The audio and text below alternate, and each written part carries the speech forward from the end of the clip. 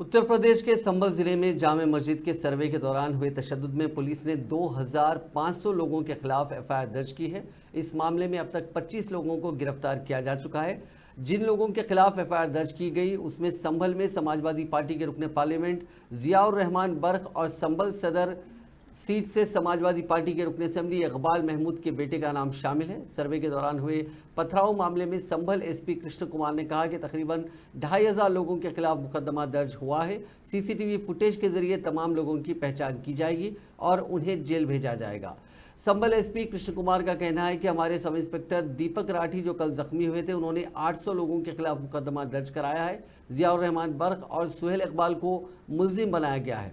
उन्होंने कहा कि इन दोनों ने ही भीड़ को उकसाया था। जियाउर रहमान बर्क को पहले भी नोटिस दिया गया था। उन्होंने पहले भी इश्तिहारअंगेज तकरीर की थी और उन्हें ऐसा करने के लिए मना किया गया था।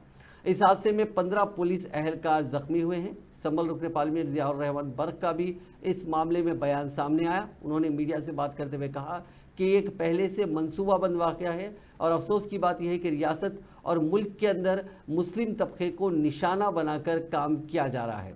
इससे बुरा हाल आज़ादी के बाद कभी नहीं हुआ होगा जिस तरह से इबादत गाहों के कानून की खिलाफ वर्जी की जा रही है।